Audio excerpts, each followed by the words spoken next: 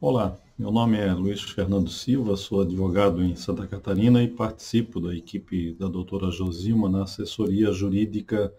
ao Sintifesp Goiás. Quero aqui, antes de mais nada, mandar um abraço aos colegas dirigentes sindicais do sindicato e a categoria toda em Goiás, aos amigos e amigos que tenho por aí. O objetivo da minha participação hoje é explicar um pouco de uma recente decisão do Supremo Tribunal Federal a respeito da questão do PCCS. Como vocês devem lembrar, essa parcela foi criada em 1987, numa greve nacional dos servidores,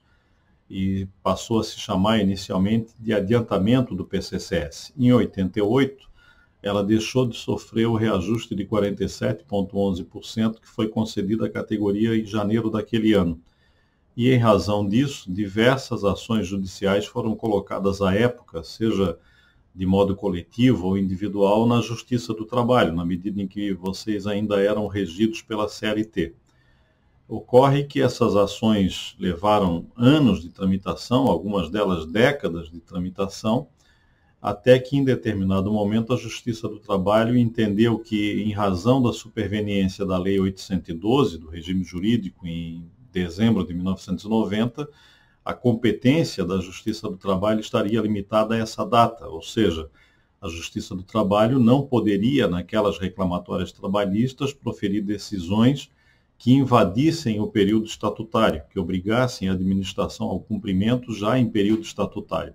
Com isso, essas ações trabalhistas antigas acabaram todas tendo suas contas de liquidação limitadas a dezembro de 1990, criando uma situação esdrúxula, eu diria, porque esses servidores, então, tinham reconhecido um determinado direito que ia até dezembro de 1990, mas não poderiam receber essas verbas de 91, de janeiro de 91 em diante. O que nós fizemos através dessa ação, que foi julgada no Supremo Tribunal Federal agora no mês de agosto, em sede de repercussão geral, ou seja, serve de referência para todos os processos semelhantes em todo o país, que foi chamado no Supremo de tema 951, o que nós fizemos então foi elaborar uma tese segundo a qual, se não permanecesse o pagamento dessas verbas a partir de janeiro de 1991, estaríamos diante de uma redução remuneratória e, portanto, de uma ofensa à Constituição Federal. Então, essas novas ações ajuizadas na Justiça Federal objetivam manter o pagamento do PCCS, do 47,11, a partir de janeiro de 1991. Até quando? Até supervenientes modificações nas estruturas remuneratórias e nas carreiras. A primeira delas ocorreu em setembro de 92, com a Lei 8.460. E, em seguida, mais à frente, tanto o INSS quanto o Ministério da Saúde tiveram reestruturações de carreira. Então, o que o Supremo acabou reconhecendo ao julgar o tema 951 é que os servidores têm, então, o direito de verem mantidos esses pagamentos a partir de janeiro de 91 até essas datas subsequentes, de modo a evitar a redução remuneratória. Mas é importante frisar aqui que existem duas condições, pelo menos, para que essas ações sejam possíveis. Em primeiro lugar, que o servidor tenha tido uma ação na Justiça do Trabalho que tenha sido vitoriosa, ou seja, que tenha gerado um benefício financeiro em favor desse servidor. E esse benefício financeiro, então, vai ser sustentado na Justiça Federal, sustentada a sua permanência, a partir do princípio da irredutibilidade remuneratória. Então, a primeira condição é ter tido ação na Justiça do Trabalho vitoriosa. Em segundo lugar, que aquela decisão da Justiça do Trabalho, proferida em cada processo, que limitou a competência dela para a execução do seu próprio julgado, essa decisão tenha sido prolatada nos últimos 5 anos, de modo que o ajuizamento de uma nova ação na Justiça Federal não esteja alcançada pelo prazo de prescrição. Então, se você tem uma ação na Justiça do Trabalho, que foi julgada favoravelmente, que a princípio projetaria efeitos a partir de 91, mas foi limitada por essa decisão da limitação de competência da Justiça do Trabalho, e se essa última decisão foi exarada nos últimos 5 anos, haveria a possibilidade de colocação de um novo processo na Justiça Federal para a manutenção dessa verba. Então vejam que a decisão do Supremo não é uma decisão que manda pagar o reajuste de 47,11% do PCCS para todos os servidores indiscriminadamente. Ao contrário, ela é bem limitada a casos concretos e, portanto, é preciso que os advogados que atuam em cada uma dessas situações, vocês mesmos em Goiás devem ter diversos advogados contratados à época para ajuizar ações dessa natureza, ainda em vínculo seletista, para que esses profissionais verifiquem, então, o trânsito dessas ações na Justiça do Trabalho e quando foi prolatada a decisão de limitação de competência. Se ela está compreendida nos últimos 5 anos, seria possível ajuizar uma ação na Justiça Federal pela manutenção desse pagamento a partir de janeiro de 1991. Uma segunda decisão que também gostaríamos de comentar com os servidores do Sintefesp Goiás diz respeito ao julgamento também pelo Supremo e também ocorrido agora no mês de agosto,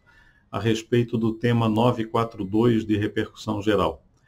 Ele diz respeito à contagem de tempo especial de serviço a partir do advento do Estatuto dos Servidores Federais, em dezembro de 1990. Vocês devem saber que, em relação ao período de trabalho anterior a 1990, quando os servidores eram regidos pela CLT, a jurisprudência acabou se firmando ao reconhecer que os servidores teriam direito, exatamente porque eram regidos pela CLT, teriam direito à conversão de tempo especial em comum com vistas à aposentadoria, de tal modo que aqueles servidores que trabalharem em atividades sujeitas à ação de agentes nocivos à saúde ou à integridade física, uma vez provada essa exposição, teriam acrescido desse tempo de trabalho o percentual de 40% para os homens e de 20% para as mulheres. Entretanto, com o advento do RJU em 1990, e a partir dessa data, esse direito não foi regulamentado em favor dos servidores públicos e fez-se então aqui uma lacuna jurídica que nós já vínhamos enfrentando há muitos anos e com uma dificuldade extrema de convencer o Poder Judiciário da justeza do pleito que as entidades sindicais vinham apresentando, inclusive o Sintefesp Goiás. Pois bem, a novidade nesse caso é que o Supremo, então, agora no mês de agosto, julgando o tema 942,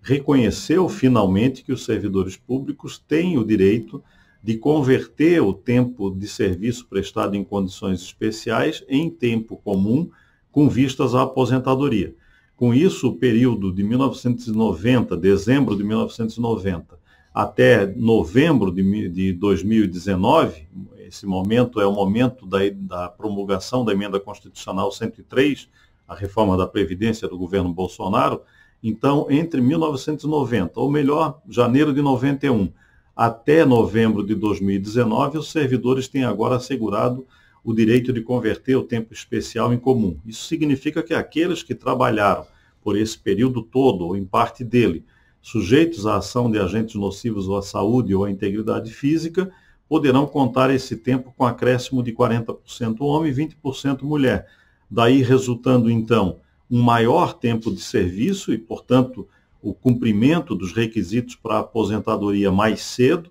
em alguns casos conseguindo escapar, inclusive, da Emenda 103, né?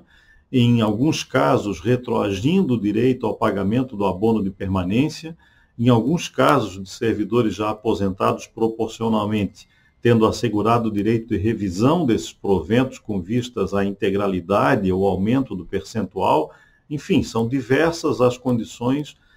que poderão beneficiar os servidores daqui para frente. Para isso, o sindicato e a assessoria jurídica, através da doutora Josilma Saraiva, estão estudando já essa situação com mais dedicação, com mais especificidade, de tal modo que, provavelmente nos próximos dias, o sindicato possa publicar uma orientação mais detalhada a respeito do assunto, inclusive informando sobre ações que já estão em curso no estado de Goiás a respeito desse assunto, de tal modo que nós possamos, o mais rápido possível, oferecer e assegurar o cumprimento desse direito aos servidores. Muito obrigado.